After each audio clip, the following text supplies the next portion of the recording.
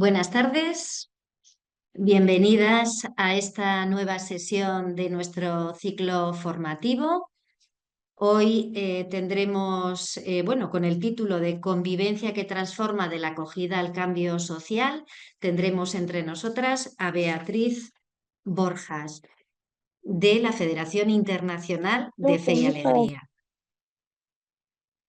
La sesión de hoy va a intentar que miremos en nuestra manera de abordar la educación, en nuestra manera de enfrentarnos y situarnos a estas realidades tan complejas y diversas que tenemos, pues mirarnos cómo lo hacemos y cómo podemos abrirnos un poco a la mirada para que esa convivencia realmente nos transforme la realidad y pasemos un poco de esa acogida, de esa mirada de acogida a una mirada de inclusión y de cambio social. Contaremos, como he dicho, con Beatriz Borjas. Ella es venezolana y tiene un gran recorrido de colaboración con Alboan también. Ha trabajado durante muchos años en Fe y Alegría, que es un movimiento de educación popular que ella nos explicará seguro que mejor, que nació en América Latina hace ya 70 años, que ya se ha extendido por África y está creciendo. Ella es licenciada en Letras, licenciada en Educación, magíster en Trabajo Social, doctora en Ciencias Humanas, una gran carrera formativa, pero destacamos sobre todo su amplísima experiencia como educadora, fundamentalmente en Fe y Alegría Venezuela, desde el año 83 hasta el año 2017, y después en otros ámbitos de formativos también. En este momento forma parte del equipo de formación, como he dicho antes, de la Federación Internacional de Fe y Alegría. Y le hemos pedido que nos oriente un poco, que nos dé pistas sobre qué tenemos que pensar, cómo tenemos que pensar y cómo podemos ir haciendo realmente una sociedad más inclusiva, más transformada y transformadora, y que eso comience desde nuestras aulas. Sabéis que la sesión se está grabando. Podéis anotar en el chat si tenéis alguna pregunta, algún comentario en algún momento. Y sin más, le doy la palabra a, a Beatriz, que está aquí entre nosotras. Muchas gracias, Ani. ¿Me escuchan perfectamente? Quisiera saberlo. ¿Sí? Bueno, Perfectamente. gracias. Bueno, primero que todo, saludarlos desde aquí, desde Venezuela. Vivo en Maracaibo. Es una ciudad que está muy cerca de frontera con Colombia. Y bueno, las tecnologías nos están permitiendo hacer estos grandes saltos de un continente a otro. Yo, más que todo, quiero agradecer esto porque me ha tocado, gracias a la invitación que me ha hecho Ani, me ha tocado mirar las migraciones desde la perspectiva de ustedes y no de la perspectiva que estamos viviendo ahorita en Venezuela. Ustedes saben que nosotros en este momento en Venezuela tenemos desde 2013 a la fecha aproximadamente 9 millones de personas que han salido del país, cosa inusual, jamás lo habíamos pensado. Venezuela no era un país realmente de migración, más bien era un país de acogida. Y no sé por qué esta mañana me vinieron los momentos de acogida que nosotros vivimos en los años 50 con los europeos, que después incluso después de la guerra civil y con los europeos nos tocó recibir. Y ahora nos toca a nosotros mirarnos desde afuera, no mirarnos desde adentro, mirarnos desde afuera. Y por eso la llamada que me ha hecho Ani de cómo podemos ver la acogida en este momento con una mirada transformadora me ha tocado mucho, y yo quisiera compartir con ustedes este momento de reflexión que yo he hecho y que me va a permitir también reflexionar con ustedes. Les pido entonces que tengan hoy como un momento reflexivo en torno a lo que supone pasar de una acogida a una mirada de convivencia diferente. Vamos a ver si lo logramos, y voy por eso entonces a comenzar. Voy a compartir cómo ha sido mi reflexión y compartirla con ustedes para que ustedes me digan realmente qué les parece y si podemos hacer un diálogo en este aspecto, ¿no? Bien, les comparto entonces. Están viendo mi pantalla, ¿verdad? ¿Pueden verla? Sí, se ve muy bien. Perfecto. Bien, yo quisiera comenzar primero ubicando desde dónde voy a hacer esta mirada que decía Annie, y la quiero hacer desde un espacio educativo muy especial, que es la educación popular. Si nosotros hemos transitado en Fe Alegría con un enfoque que hemos llamado el enfoque de educación popular, el enfoque de las pedagogías críticas, y sí me gustaría que miráramos eso desde esa perspectiva, ¿verdad? Y algo que creo que tenemos que partir es que la educación en la estamos viendo siempre como un espacio de disputa. O sea, los centros educativos, las modalidades educativas, allí se juega mucha cosa. Dentro de un centro educativo se juega mucho. Son espacios que hay mucha disputa porque hay diferentes intereses que se confrontan. Y hay algo muy importante, es que en esos espacios se reproducen muchas veces desigualdades que existen en la sociedad. A veces hay también poderes que discriminan y oprimen, pero también pueden ser espacios donde nosotros podamos realmente transformar y cambiar esa sociedad desigual en una sociedad más igualitaria, por lo menos en el espacio educativo. Entonces sí me gustaría partir de esto, o sea, vamos a considerar el espacio educativo como un espacio donde se confrontan poderes, se confrontan intenciones diferentes, pero también un espacio donde nosotros podemos crear, imaginar cosas diferentes. Y yo creo que esta es la apuesta de hoy, ¿verdad? Para eso me gustaría como recordar algunos fundamentos de esa pedagogía crítica que nos ha orientado a nosotros en muchos años en varios países de América Latina, desde, bueno, ustedes recordarán con Paulo Freire como un educador emblemático. En el caso de Venezuela tuvimos a Simón Rodríguez, educadores populares que ante las situaciones de desigualdad, de exclusión, quisieron construir un tipo de pedagogía diferente. Y estos son como los principales fundamentos de esta pedagogía. Yo quisiera como arrancar por allí para hacer mi reflexión sobre la convivencia y la acogida. Y lo más importante es que la educación tiene que tener una intencionalidad. Para nosotros tiene una intencionalidad y es una intencionalidad de transformar radicalmente las condiciones sociales que generan desigualdad y exclusión. Hay una intencionalidad política en la educación y no, o sea, por lo menos tenemos que tenerla presente, ¿verdad?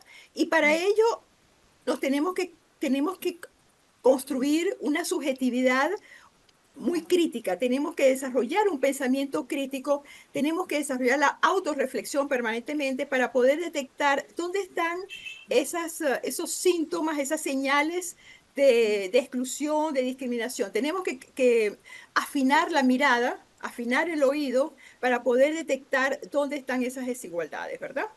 Y por eso reconocemos que toda práctica pedagógica tiene un trasfondo completamente político. Entonces, eso creo que es importante que lo tengamos en cuenta.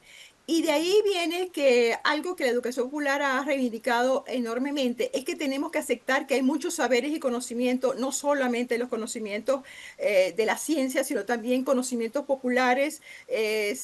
Vamos a decir que la sabiduría, hay sabidurías diferentes y lamentablemente la escuela, los centros educativos se han quedado solamente con los saberes científicos, muchas veces saberes inclusive ideológicos, pero hemos perdido de vista la gran riqueza de saberes.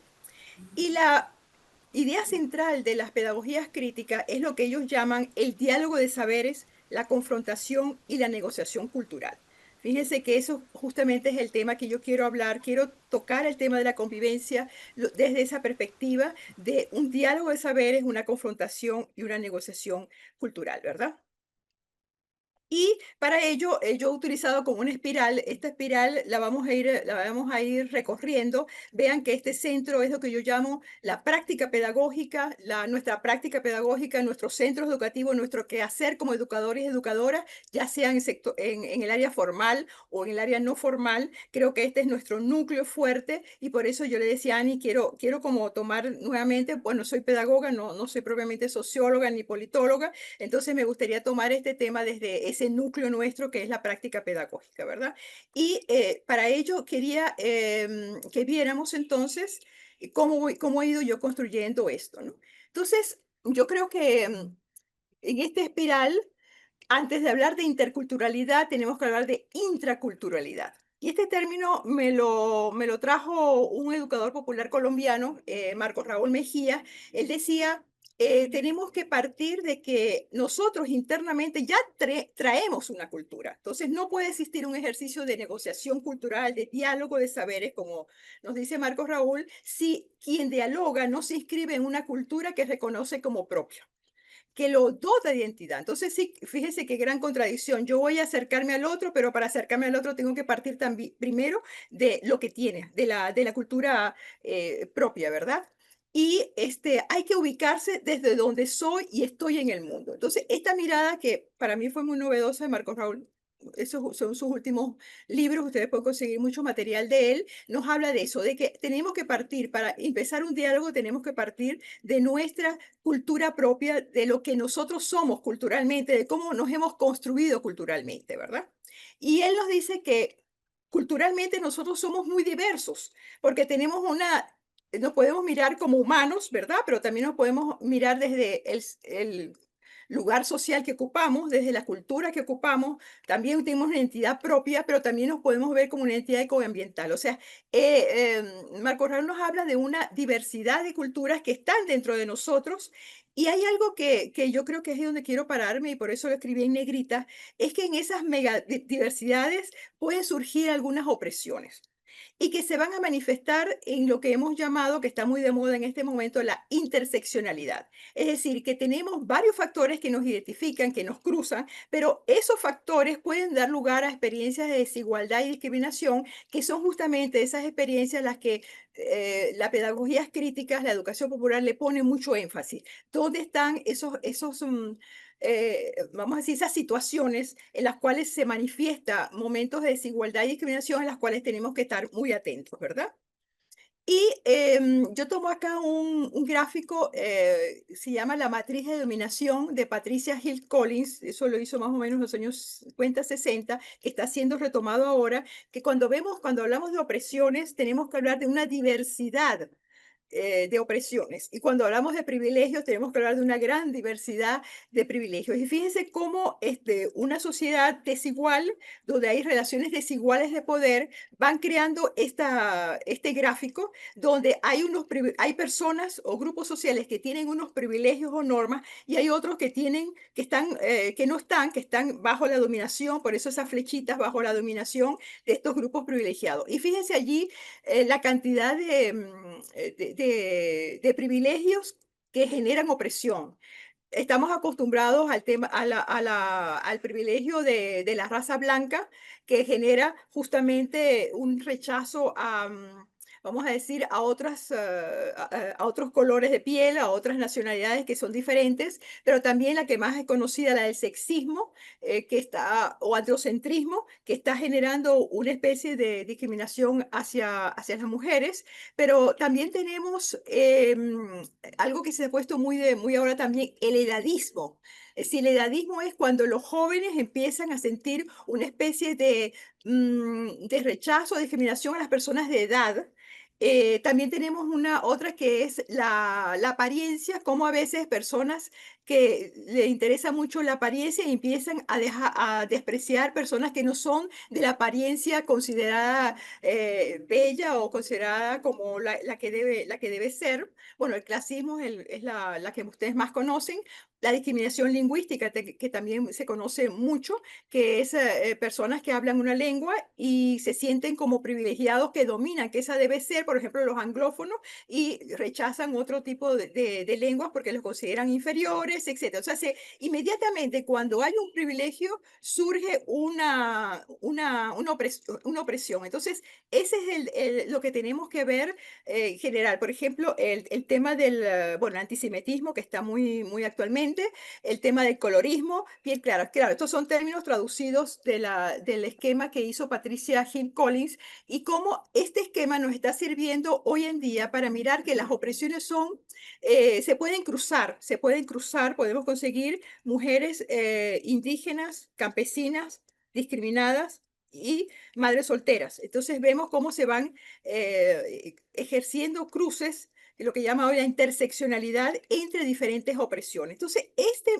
esta gráfica nos sirve a nosotros para poder analizar la cantidad de privilegios y normas que desgraciadamente van generando desigualdades, exclusiones, etcétera, y cómo tenemos nosotros que ver cómo trabajamos para que esto pueda cambiar, ese cambio social del que ustedes hablan en el título, hacer un cambio para que no haya una convivencia que nos permita mover este gran esquema que se ha ido creando a lo largo de la historia por motivos sociales, por motivos culturales, por motivos religiosos. No olvidemos que también la religión también ha creado sistemas de dominación, ¿verdad? Y para ello estamos en ese primer momento de la interculturalidad y para ello, hay como diferentes estrategias. A mí me llamó mucho la atención esta psicóloga que fue recientemente invitada a España, que ella decía que para poder avanzar en una interculturalidad tenemos que pensar en la intraculturalidad y cómo nuestra cultura ha construido sesgos, prejuicios, estereotipos que se han internalizado de tal manera que nosotros no somos conscientes de ellos. Esta frase de Mazarin Banají, que es psicóloga, que dice, la huella cultural está impresa en mi cerebro. Y fíjense que inclusive las neurociencias hoy en día, que están muy de moda, van también tomando en cuenta eso. O sea que nosotros tenemos unos sesgos tan fuertes internamente que nos impiden muchas veces poder tener una relación, vamos a decir, horizontal con otros, porque estamos en un esquema de dominación, estamos en un esquema de privilegios y opresiones, y en ese esquema nos cuesta mucho poder saber qué es lo que realmente lo tengo yo tan adentro o es realmente que está fuera de mí. Y yo le comentaba a Annie que cuando estaba leyendo una entrevista que le hicieron a ella, ella elaboró un test para poder medir los sesgos implícitos de la gente, de todo el mundo, y ese test parece que está accesible y la gente puede medir sus sesgos implícitos, y ella cuenta que ella misma se pasó el test para saber cuáles eran sus sesgos implícitos y descubrió unos cuantos. Y entre ellos descubrió, por ejemplo, que ella, siendo una mujer emprendedora, una profesional, sin embargo, en su test ya le salió que ella tenía una imagen de la mujer en el hogar. Una imagen de la mujer en el hogar. Entonces, y dice, pero ¿cómo va a ser si yo he sido siempre emprendedora y echada para adelante, como dicen los venezolanos, y sin embargo ella tiene allí una huella cultural que está impresa en su cerebro, es que ella admira a las mujeres que se quedan en el hogar, ¿no?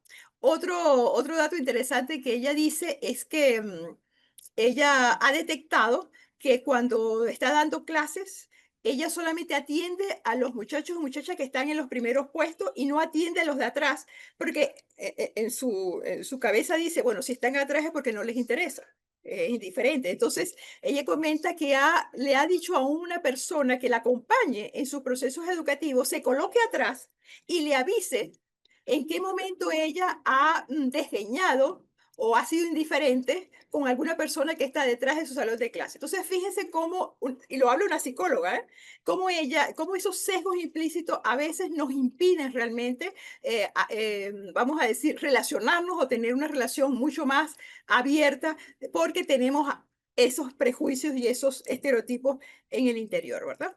Bueno, sí, Ani, no sé, yo como no veo pantalla, estoy con esto. Si hay alguna mano levantada o algo en el chat que me detenga, podemos hacerlo. Yo estoy aquí recorriendo un poco lo que he pensado y lo que ustedes me han dicho en esa espiral que he ido creando. ¿De acuerdo, Ani? Sí, de momento nadie ha escrito nada ni ha levantado la mano. Yo te aviso. Perfecto, gracias. Entonces, siguiendo, fíjense cómo he ido siguiendo mi espiral, ¿verdad? Y eso de la intraculturalidad, de los sesgos implícitos, nos está llevando a otro concepto que me llamó mucho la atención, que lo desarrolla una filósofa política que es Marta Nussbaum. Y Marta nos dice que ella como filósofa política dice, en toda sociedad hay puntos ciegos, decía ella, ¿no? Todas las sociedades en todos los tiempos tienen un punto ciego. Es decir, es grupos fuera de la cultura o que están fuera de la cultura, que suelen ser tratados con ignorancia o con necedad. Eh, entonces ella propone, fíjense qué interesante, Marta propone que hay que utilizar algún mecanismo para poder abrir la mirada hacia esos puntos ciegos, y ella dice que a través de la lectura de obras literarias, de novelas, de obras artísticas, podemos estimular la crítica para poder lograr una visión más apropiada, ella dice, de esa necedad, o sea, de ese punto que no vemos. Entonces, ella dice, todos esos puntos ciegos pueden ser cuestiones de raza, de género, origen étnico, experiencia, interculturalidad. Entonces, me llamó mucho la atención y se los comento hoy porque lo pensé esta mañana. Ubíquense en los años 70. Una vez me tocó viajar a España, iba a tomar un tren que iba a ser de Barcelona a Valencia en ese momento, hablando de unos cuantos años atrás, ¿no? Y recuerdo muy bien cuando yo me subí al tren, un señor se me acercó y me dice, Señorita, no entre en ese vagón". Y yo, ¿por qué? Porque ahí van los moros. Y a mí me impresionó tanto, yo no entendía, nunca, más tarde entendí lo que era eso, pero fíjense, esos son lo que yo llamo los puntos ciegos, o sea, son, son como cosas que nos quedan, que los tenemos y que las manifestamos de pronto y que siempre han existido en toda sociedad, en toda sociedad siempre hay un punto ciego. Y lamentablemente, en este momento de grandes movilidades humanas, y de grandes movilidades humanas, pero que estamos viviendo también momentos de grandes incertidumbres, nuestros puntos ciegos se han agrandado, sí, es como que tenemos un gran espacio que es nuestro y los demás espacios no los queremos ver. Entonces, esta superación del punto ciego que nos propone Marta Nussbaum es un punto que ella dice que lo podemos trabajar a través, y ella menciona, y algo muy lindo, a través de la imaginación narrativa. Ella dice que la tercera capacidad que debería desarrollar un ciudadano del mundo es pensar cómo sería estar en el lugar de otra persona. Ella habla de la empatía. ¿Cómo lograr interpretar con inteligencia el relato de otras personas? ¿Cómo entender sus sentimientos, sus deseos, sus expectativas? ¿Qué podrían ser esa persona? Es algo que ella llama ver el mundo a través de los ojos de otro ser humano. Y ella reivindica enormemente la imaginación narrativa, el relato, relatos de personas que no forman parte de mi cultura y escucharla. Incluso ella en una entrevista, Marta Nussbaum, bueno, ha ganado varios premios, pero en una entrevista que le hicieron, ha venido varias veces a América Latina, en una entrevista que le hicieron, ella comentaba, es profesora de la Universidad de Chicago, y ella decía que en su curso, ella intentaba sentarse con alguna persona que políticamente fuera lo más contrario de ella, lo más contrario, ella se sentaba a ver de qué manera podía ella y establecer una comunicación ingenua, pero entender cómo es el mecanismo, cómo es la lógica de esa persona que es tan diferente a mí, que tiene tantos valores diferentes. Entonces, ese proceso que es interesante, ese proceso de poder acercarnos al otro, pero mirarlo desde su perspectiva, nos permite a nosotros, y fíjate que es el cultivo de la comprensión.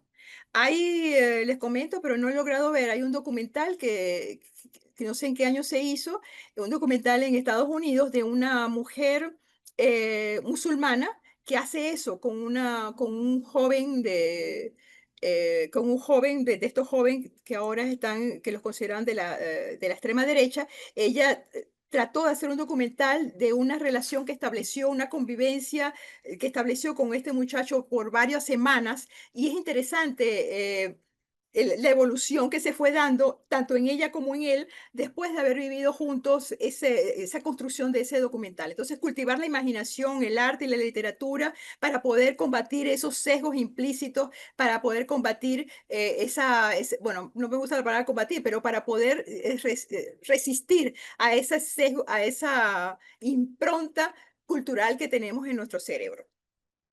Bien, y siguiendo en esta espiral, es ahí cuando empezamos a llegar a la interculturalidad. O sea, la interculturalidad supone, una vez que yo sé cuáles son cuál es mi cultura y en qué momento y dónde estoy, etcétera, empezar a confrontarme con los relatos de los otros y no tener miedo a confrontar esos relatos.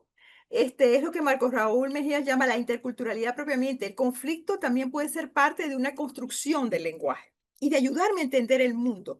Entonces, ahí es donde realmente arranca una interculturalidad que enriquece y no que empobrece o que lleva a enfrentarnos. Entonces, fíjense que en este campo de las pedagogías críticas, en este campo del diálogo que tenemos que hablar, comenzamos con diálogo, pero también tenemos que empezar a confrontarnos para ver dónde están nuestros puntos comunes y qué puntos no son comunes. Y eso había que tal. El problema es que cuando hablamos de acogida, hay como un sentido paternalista.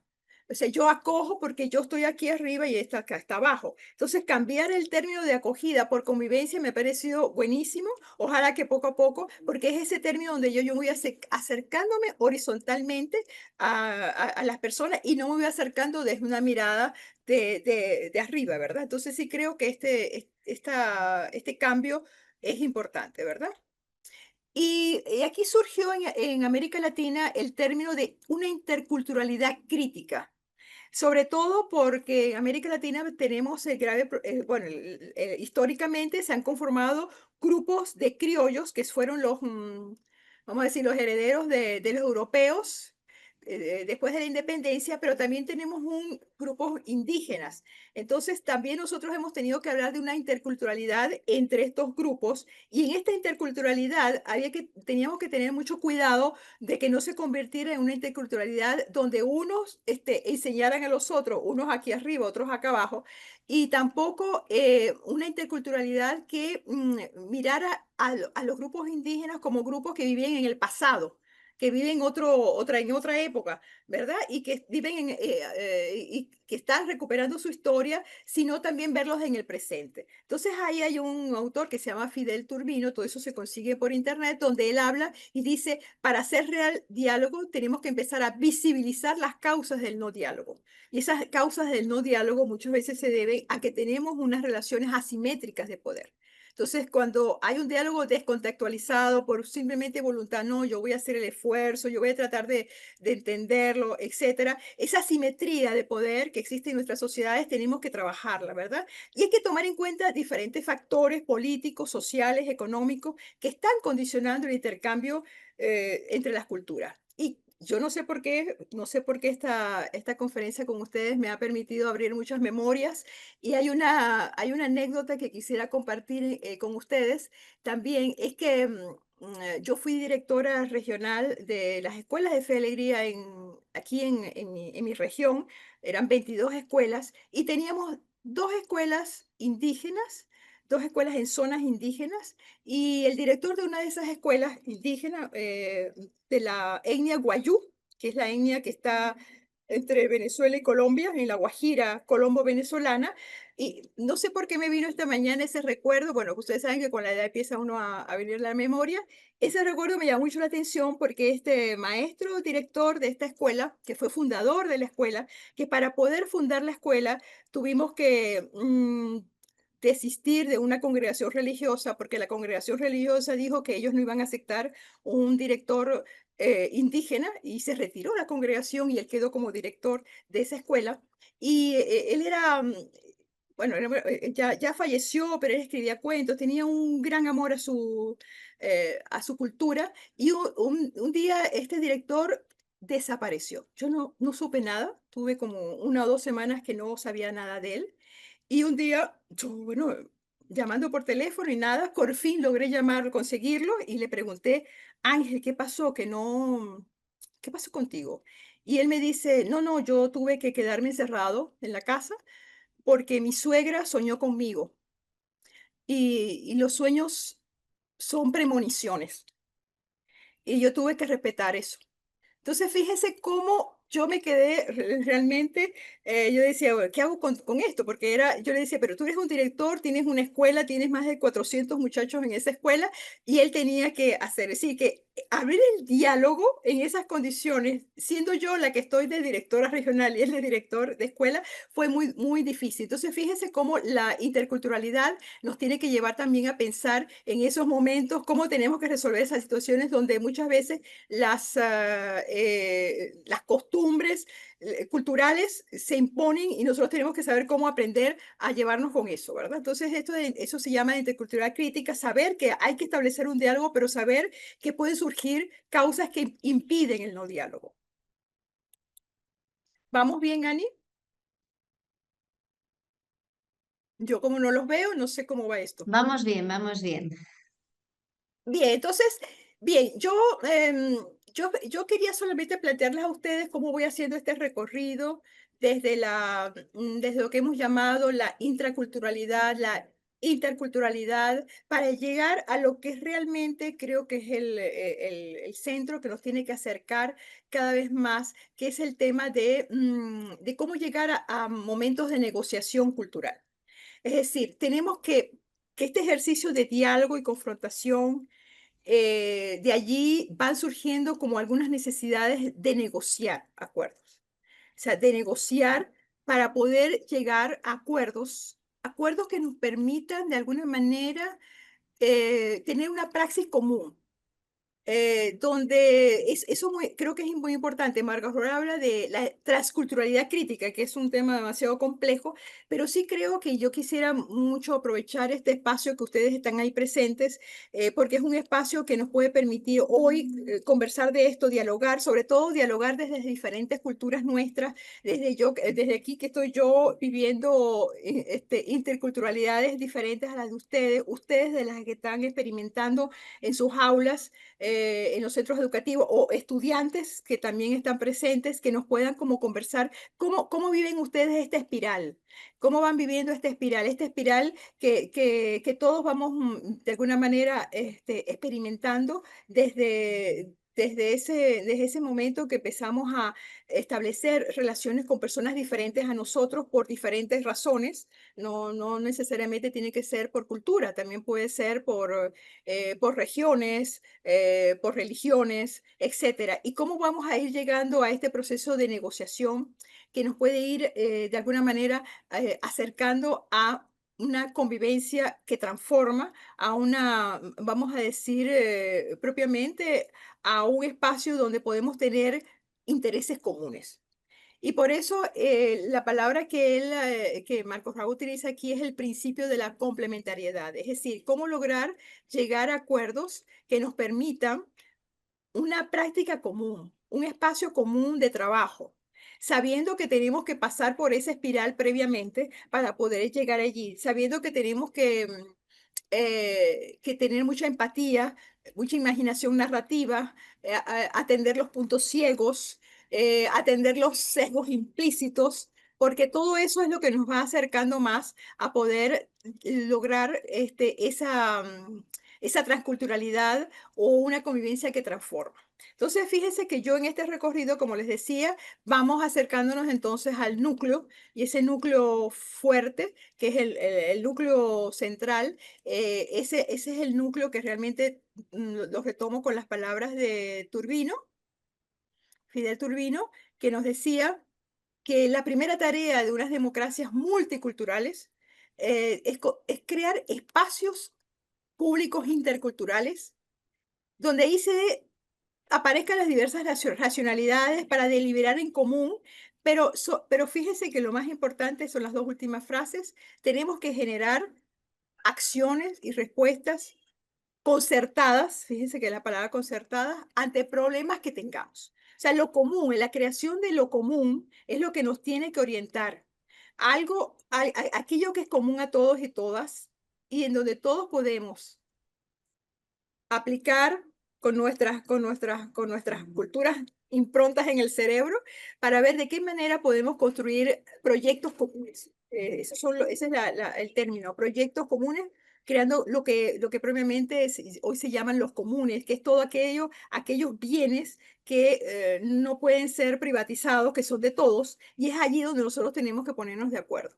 Entonces yo quería, más que todo hoy, va a ser, yo le decía a Ani, hay un momento de reflexión, como es el que yo quería hacer ahora, pero sí quería hacer un momento también de que nosotros acá, aprovechando esta riqueza que tienen ustedes, podamos compartir primero lo que sienten al escuchar esto, pero también esa es la gran pregunta de hoy, para poder seguir el ciclo, porque según he visto con Ani, ustedes han tenido dos grandes charlas que han sido más expositivas de la situación que se vive hoy con respecto a la movilidad humana, pero ya nos estamos acercando más y los dos que siguen también, las dos charlas que siguen tienen que ver más con lo pedagógico. Vamos a aprovechar el día de hoy de tener como un paréntesis y ver desde esta mirada de la pedagogía crítica, desde esta mirada, de este enfoque de querer una sociedad más igualitaria, más inclusiva, con todos vamos a decir,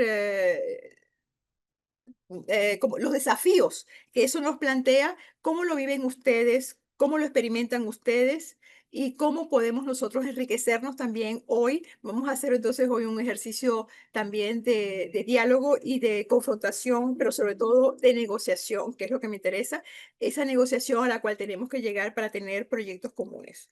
Entonces, bueno, aquí es donde yo realmente me detengo y paso la palabra, Ani.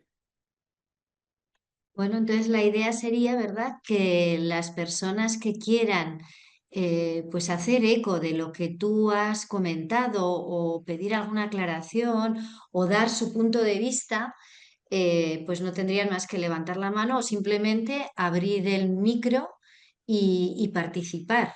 Y por el chat también se Y puede por el escribir en chat el chat. también. Ujú, sí, sí, yo creo que este momento es muy, no podemos tener, hablar de diálogo si no abrimos el diálogo, ¿no? Entonces yo creo que es importante que abramos aquí el diálogo y sobre todo aquí veo que hay un diálogo intergeneracional muy fuerte.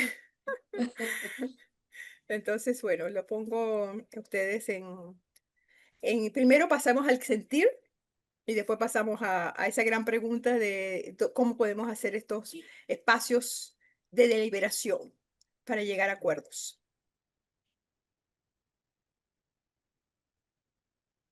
Bueno, ¿quién se lanza?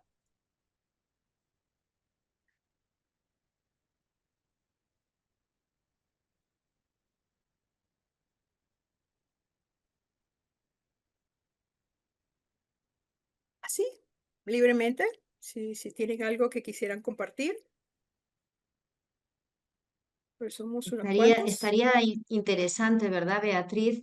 El ver de estas cosas que has dicho que son como más teóricas, más pedagógicas, incluso Ah, filosóficas, cómo podemos aterrizarlas. Bueno, veo que María Magdalena levanta la mano.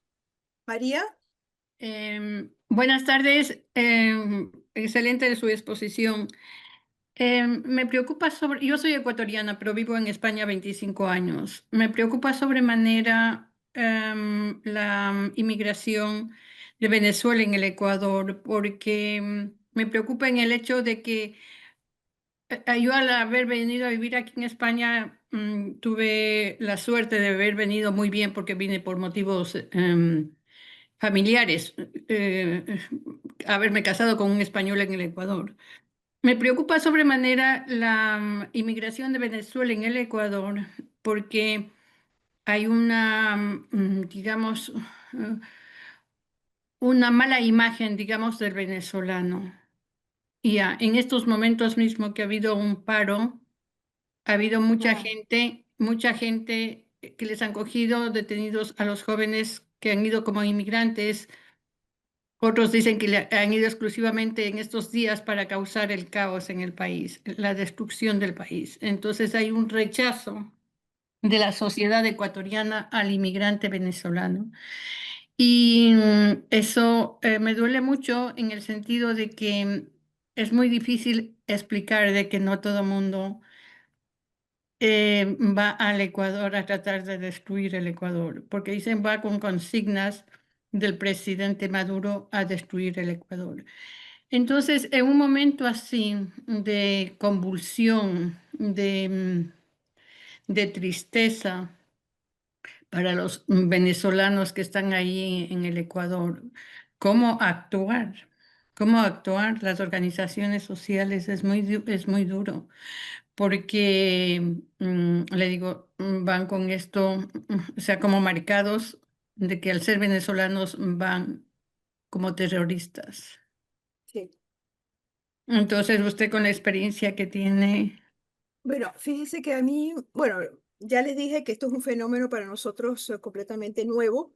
No esperábamos que tanta, bueno, creo que ningún país esperaba esto, pero hay algo que me llamó la atención estos días y quisiera introducirlo en el debate, María Magdalena, es que la Universidad del Pacífico en Perú acaba de realizar una investigación sobre la presencia de los venezolanos en Perú. Y algo que llamó la atención de esta investigación es que el Perú no estaba preparado para recibir tanta gente, o sea, desde el punto de vista administrativo. O sea, Ujú. un colapso increíble. Y entonces lo que la gente creía que era racismo, que era que no me quieren, era que no daban, o sea, la estructura administrativa de Perú no daba abasto para poder recibir tanta gente. Entonces, sí, y fíjense que estamos hablando de que Ecuador al principio lo recibió muy bien. Al principio fue muy bien, pero cuando Ecuador empieza a entrar en crisis económica, una crisis política, empezamos a ver esos puntos ciegos de lo que yo hablaba, empezamos a ver el chivo expiatorio, ¿verdad? Que igual pasó en Venezuela, en los tiempos de bonanza en Venezuela, ¿quiénes eran nuestros chivos expiatorios? Los colombianos que venían a trabajar aquí al servicio doméstico, que venían a hacer trabajos de albañilería, etcétera. Entonces, sí creo que no podemos mirar el tema de ese tema que dices de la discriminación solamente así. Tenemos que mirar lo que al mover momentos de crisis, el país no está preparado.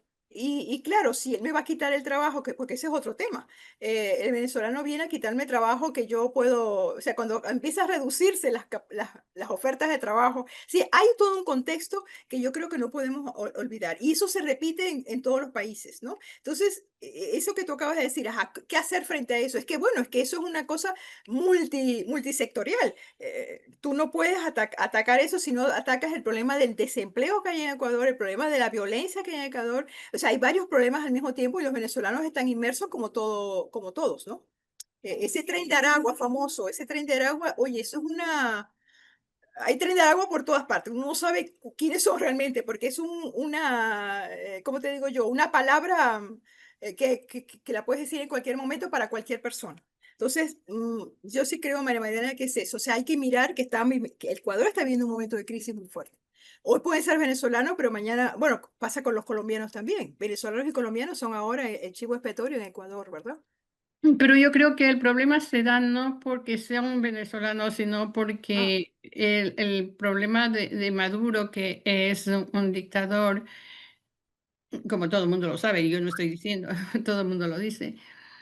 Él sale en declaraciones a decir que el Ecuador, bueno, atacando al presidente del Ecuador, y él lo hace claro. muy mal en el hecho de que esta gente venezolana viviendo en el país. Entonces, claro que el Sí, ecuatoriano sí. reacciona negativamente contra el venezolano. Y más Sí, aún ahora que sí. han sido cogidos muchos jóvenes en estas marchas que son venezolanos. Sí, sí, sí, me Entonces, imagino, porque están viviendo en los sectores a más mí a mí populares. me da pena realmente Sí, que se sí, esté sí. viviendo esta situación. No, pero además es que no la tienen solamente Ecuador, la tenemos en Chile, la tenemos en Perú, en la mayoría de los países latinoamericanos. Nosotros en este momento no podemos visitar estos países. Los venezolanos no tenemos acceso a visa, ni para venir, Claro, ni pero para en el Ecuador, Ecuador ni se da para... un fenómeno más grande porque el salario básico en el Ecuador es $470 y en Venezuela está, no sé por cuántos dólares el salario básico. Entonces hay una avalancha de venezolanos realmente, una masiva inmigración de venezolanos al Ecuador. Eso sí es así, es real. Sí, sí, sí, pero fíjese, sí, pero ojo porque hubo una migración muy fuerte, pero ahora está detenida. O sea, nosotros tenemos el consulado de Ecuador cerrado, tenemos el consulado de Perú cerrado, tenemos casi la mayoría de los países, o sea, hay como una especie de rechazo en este momento, en general, hacia la inmigración venezolana. Y eso va creando muchos puntos ciegos, ¿no? Va creando como tal. Pero también creo que no podemos desligarlo de la crisis interna del país, de la crisis interna, porque igual está pasando Chile, con Chile también está pasando. Ahora que Eh, dices ah, de Muchas Chile, gracias, Beatriz, muchas gracias. gracias. sí, Ajá. Beatriz, al hilo de lo que decías de Chile, también había otro comentario en el chat, no sé si lo ves, que dice, le ocurre lo mismo en Chile, hay un rechazo importante al inmigrante de Venezuela. Y después hay un comentario que habla de que, bueno, que te agradece mucho el compartir tu conocimiento. Se ha sentido muy identificada con algunos de los temas que has tratado. Esta persona que ha escrito, Rocío, es argentina y le ha tocado migrar a España y está muy agradecida con el país. Pero habla del proceso burocrático de arraigo que es muy duro y muy difícil, Exacto, ¿vale? sí, sí, ese es el que Aquí más se hay, está viviendo. Ujú. eso es.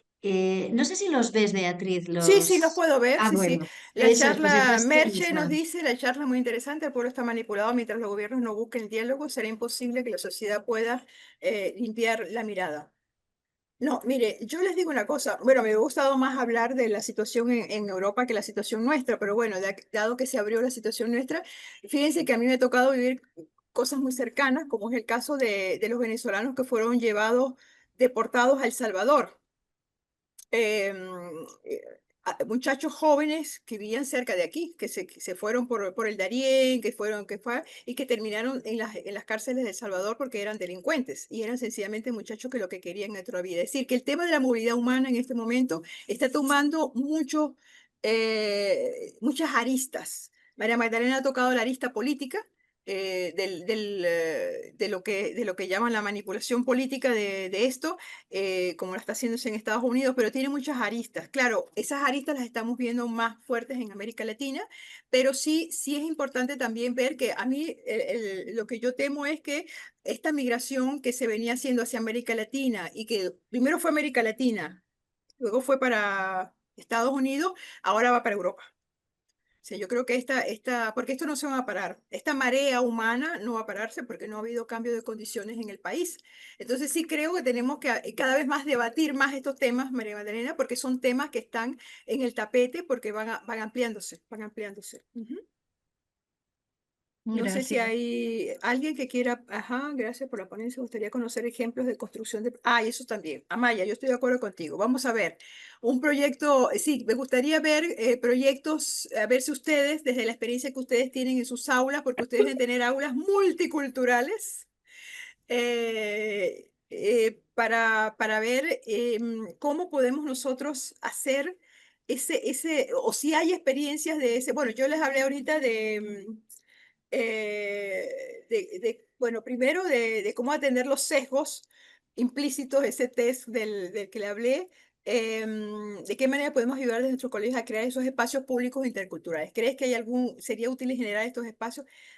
Donde sí, sí, yo les digo, esa pregunta que me haces al final, no podemos pasar como si no estuviera, porque a veces porque el tema de la escuela tiene bueno, yo digo que fue en un momento dado algo positivo, que fue la homogeneización. O sea, tenemos que verlos todos por igual para poder avanzar, porque si los vemos uno por uno no avanzamos.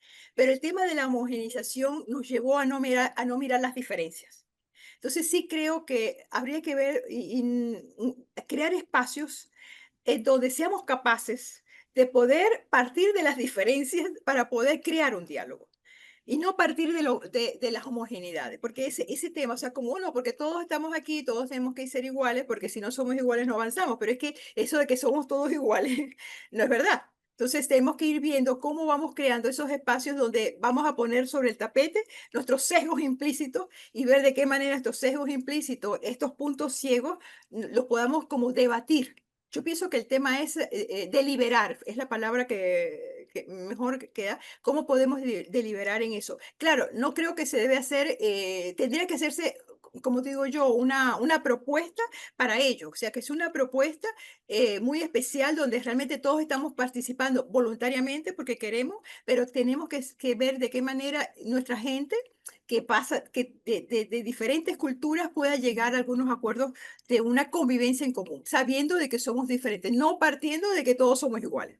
Entonces yo creo que ese es el gran ejercicio que habrá que hacer y por eso me gustaría, ustedes que están más porque yo no estoy vamos a decir, en ese ir y venir, sí me gustaría escucharlos. ¿Dónde están los riesgos de esto o dónde están los beneficios de esta idea de crear espacios comunes de deliberación intercultural? Yo lo llamo así, pero una deliberación intercultural que nos lleve a proyectos comunes. Sobre todo, y yo le decía eso a Ani, porque hay muchos migrantes vienen de culturas, vamos a decir, de culturas que han sido poco valoradas socialmente.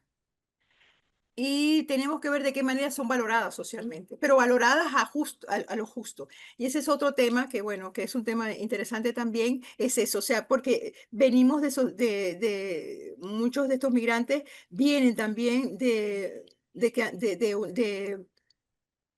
países que han sido colonizados, de que también han sido discriminados, etcétera. Entonces tenemos que hablar, para poder llegar a acuerdos, tenemos que llegar a un justo acuerdo que pueda valorarlos a todos por igual. No sé, me gustaría escucharlos a ustedes si han tenido alguna experiencia, alguna situación en donde han visto las posibilidades realmente de crear estos espacios de liberación que yo llamo de liberación intercultural.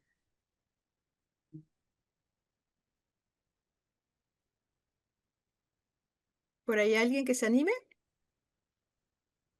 En las escuelas piensen así, hagan un momento de imaginación narrativa, como decía Marta Nussbaum. ¿Algún relato de alguna situación en la que ustedes consideren que es posible? Lo que pasa es que ustedes trabajan cuando hablamos de multiculturalidad, deben ser muchas culturas diferentes, ¿no? ¿Quién se atreve? O puede escribirlo también por el chat, no hay problema, ¿no? Aquí en España, en Navarra, tenemos la Federación de Asociaciones de Extranjeros Residentes en Navarra, organizaciones sociales latinoamericanas en la que tenemos nuestras propias reuniones, nuestras charlas donde que analizamos temas, donde discutimos temas, donde invitamos a los migrantes a comportarse buenos como buenos ciudadanos, hacerles entender que tenemos derechos, pero lo principal que tenemos deberes que cumplir en esta nueva sociedad. Entonces nosotros los mismos inmigrantes, digamos así, somos los autores intelectuales o los que motivamos a nuestra gente hablándoles en nuestro propio lenguaje, a llamar a conciliaciones, a que vean, a que se integren con un pensamiento positivo, porque a veces vienen cargados de cosas negativas. Ujú, Y nuestra función, digamos, yo no sé cuántas extranjeras hay aquí en el auditorium de este chat, de esta conferencia, pero yo creo que nosotros hacemos una importante función hablándoles principalmente de los deberes que tienen para ser buenos ciudadanos. Y porque llamamos a la concienciación, no decimos, mira, nosotros somos los que quedamos mal. Y esa es una manera de decirles, nosotros nos ganamos el respeto y la consideración de la sociedad española actuando como buenos ciudadanos. Y yo creo que eso les falta hacer este tipo de organizaciones sociales, les falta hacer en nuestros países. En el Ecuador no existe eso. Yo cuando he ido, que me voy una vez al año, paso allá 2, 3 meses y digo, aquí se han reunido, han conformado asociaciones, organizaciones sociales, los inmigrantes de los diferentes países. No, no, aquí no. Cada quien va. Y entonces eso creo que les falta muchísimo, generar esos espacios, crear esos ujú. espacios para invitarles a que se comporten como buenos ciudadanos, porque Sí. esa es la manera de ganarse la consideración y el respeto de la sociedad de acogida. Así es como actuamos nosotros aquí. Sí, sí. Bueno, disculpa, por aquí tenemos a alguien que dice en España ya hay multiculturalidad en todas partes. Eso es verdad. Y es difícil el diálogo porque no se especifica desde dónde se dialoga, porque las diferencias culturales nos aferran a los nuestros y nos volvemos viscerales, pero en pequeños grupos es posible. Sí, sí, sí, Sí. por eso yo Las pienso que organizaciones sociales. sí, sí. Yo quisiera retomar lo de María Magdalena porque es una preocupación también. Es que, ¿cómo hacer que cómo hacer que haya que sean organizaciones donde haya relación con el otro? porque sí Ujú. es importante, como tú dices, que bueno, que las organizaciones, que los migrantes tienen que organizarse. Y sí, sí sé que hay organizaciones de migrantes que para defender sus derechos, etcétera, y para, como tú dices, para formarse, pero también es imposible, y yo creo que el lugar ideal es escuela. Para mí el lugar es de la Ah, relación, de no, sí, claro relacionamiento, que sí. porque ¿qué pasa? De padres y madres que empiezan a ver a sus hijos relacionándose con otros niños de otras culturas. Ahí está el gran reto. Ahí está el Sí. gran reto, porque es ahí en ese espacio de contacto, bueno, fíjense, yo estoy viendo aquí un salón donde hay mucha gente allí reunida y yo me imagino que ahí debe haber una variedad de personas de diferentes culturas. Entonces creo que ese es el gran reto de la educación. El gran reto de la educación es ese momento en que podamos, en situaciones bien concretas, porque fíjense, esa relación concreta donde tenemos unos muchachos que se están relacionando en el recreo, que están tal, en esas situaciones ver de qué manera vamos creando un diálogo intercultural donde no diga este es superior a este, o este se impone a este, o este es mejor que aquel. Entonces, esa situación tiene que ser en situaciones muy, muy concretas. Yo, escuchándome la Magdalena, recordé una anécdota que se las comparto, y es que y no sé, creo que fue en el 2019, una profesora que me comentaba que ella había hecho, bueno, que había sido directora de una tesis de una muchacha que le había hecho el seguimiento a un grupo de bolivianos que se reunían en una plaza, yo no sé en qué parte, no era en España, era en otra parte, se reunían todos esos bolivianos allí y todos los domingos iban y preparaban su comida y su música y se reunían todos allí. Y bueno, ella hizo el seguimiento de esto y en el momento de la presentación de la tesis invitó a estas mujeres bolivianas a que fueran a su presentación y cuando ella presentó que decía, bueno, fíjense cómo estos bolivianos siempre están encerrados, están siempre ahí todos juntos, no salen, todos comen juntos, van los domingos todos juntos. Y las propias mujeres se levantaron y dijeron, un momentico, nosotros llevamos la comida, pero es que ningún extranjero se nos acerca, nadie de la comunidad se nos acerca, por eso que estamos aquí solos, porque siempre estamos los mismos, porque nadie se nos acerca. Y bueno, fue tan fuerte que el jurado de la tesis tuvo que decirle, mire, lo siento, tiene que cambiar eso, porque si los propios Ujú. personas están diciendo eso, le va a tocar cambiar. Sí, muchas veces creemos que ellos no quieren que nosotros nos acerquemos, que ellos quieren mantenerse, pero es que tampoco ha habido procesos de acercamiento. Entonces yo creo que ese proceso es importante. ¿Cómo nos podemos ir acercando entre todos, sabiendo que no hay una cultura mejor que otra, etcétera? Entonces creo que la multiculturalidad tiene una riqueza que nosotros no hemos aprovechado quizás. Por allí, Bueno, yo creo tenemos... que ya nos queda un minutito. No sé si quieres Leo la contar. última. Soy Eso voluntaria es. en Cruz Roja. En Tudela, Navarra, realizamos programas humanitarios de acogida a personas que sobreviven a la migración en Pantera, la mayoría de origen africano. Sí, sí, es fuerte eso, Rocío. Betty, muchas gracias. Gracias por la charla. Bien, bueno, yo creo que muchas gracias. ¿Qué pasos concretos crees que deberíamos hacer en los colegios? Bueno, el paso concreto es empezar a abrir espacios. Espacios con nombre y apellido.